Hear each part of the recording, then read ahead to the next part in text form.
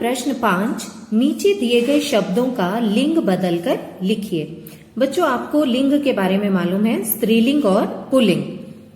वे शब्द जो हमें स्त्री जाति का बोध करवाते हैं उन्हें स्त्रीलिंग कहते हैं, और वे शब्द जो हमें पुल्लिंग यानी पुरुष जाति का बोध करवाते हैं उन्हें पुल्लिंग कहते हैं।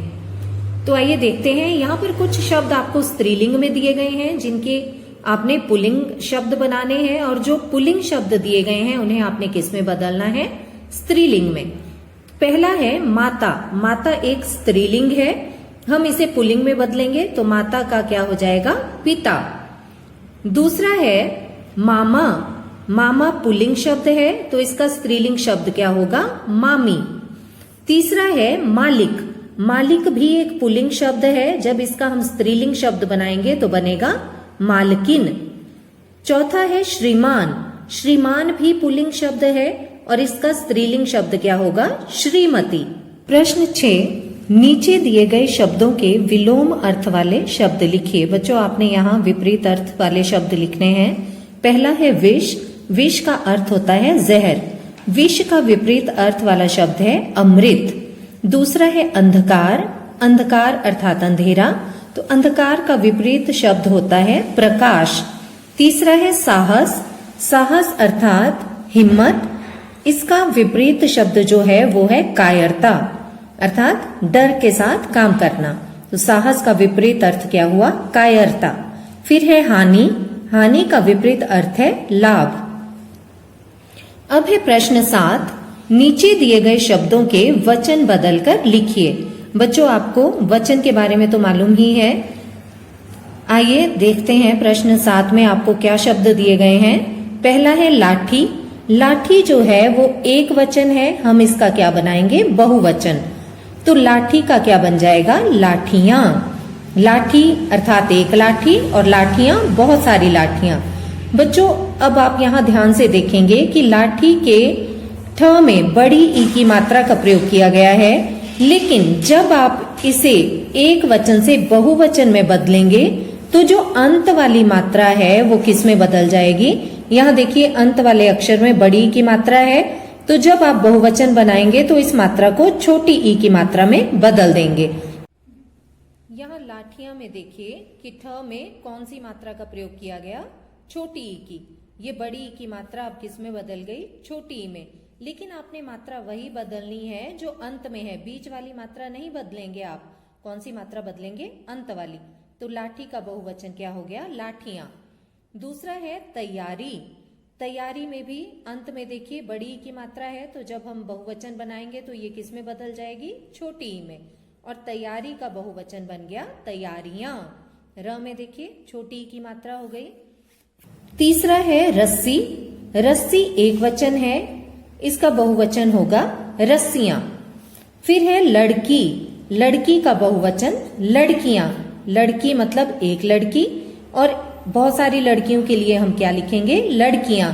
अब यहाँ भी देखिए जो अंत वाला अक्षर है उस पे बड़ी ई की मात्रा लगाई गई है, जब इसका बहुवचन बनाएंगे तो वो अंत वाली मात्रा बड़ी की मात्रा किस में बदल जाएगी? छोटी ई में। तो लड़की का क्या बन गया? लड़कियां। प्रश्न 8, नीचे दिए गए शब्दों से वाक्य बनाइए। बच्चों आपको कुछ शब्द दिए गए हैं, आपको इनसे वाक्य बनाने हैं। पहला है सूझबूझ। सूझबूझ का अर्थ होता है समझदारी।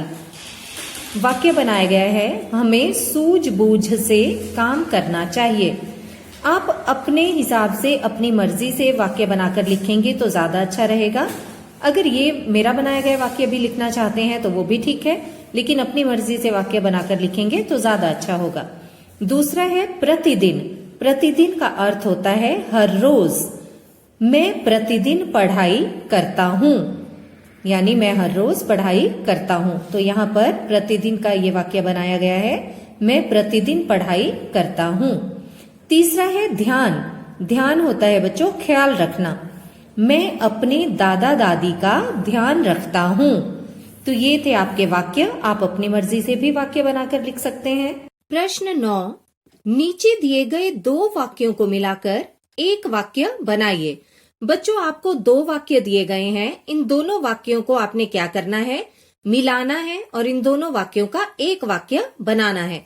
जैसे पहला वाक्य है स्वाति को कुछ आवाजें सुनाई दी और दूसरा वाक्य है स्वाति डर गई। तो आइए देखते हैं इन दोनों वाक्यों को हम कैसे मिलाएंगे। अब इन दोनों वाक्यों को जब मिलाया गया तो कुछ इस तरह से वाक्य बना, स्वाति कुछ आवाजें सुनकर डर गई। तो बच्चों ये जो वाक्य है ये किन दो वाक्यों को मिलाकर बना? स्वाति को कुछ आवाजें सुनाई दी और स्वाति डर गई। अब इससे आगे भी हमें इसी तरह से वाक्य बनाने हैं। तो आइए देखते हैं। पहला है स्वाति जूडो कराटे सीखती है। दूसरा वाक्य है वह पढ़ाई में भी होशियार है। तो हम इन दोनों वाक्यों को मिलाकर कैसे वाक्य बनाएंगे? स्वाति जूडो कराटे के साथ साथ पढ़ाई में भी होशियार है। देखिए हमने इस एक वाक्य में ही इन दोनों वाक्यों को मिलाकर लिख दिया। स्वाति जूडो कराटे के साथ साथ पढ़ाई में भी होशियार है। अगला है सोनम अपने घर गई। इसके साथ का दूसरा वाक्य है वह खाना खाकर सो गई। अब हमने फिर से इन दोनों वाक्यों को क्या करना है? अलग अलग नहीं रहने देना है बल्कि एक बनाकर लिखना है। सोनम अपने घर जाकर खाना खाकर सो गई। अगला है घर में उसके दादा दादी थे। ये पहला वाक्य है। इसके साथ का दूसरा वाक्य है घर में और कोई नहीं था।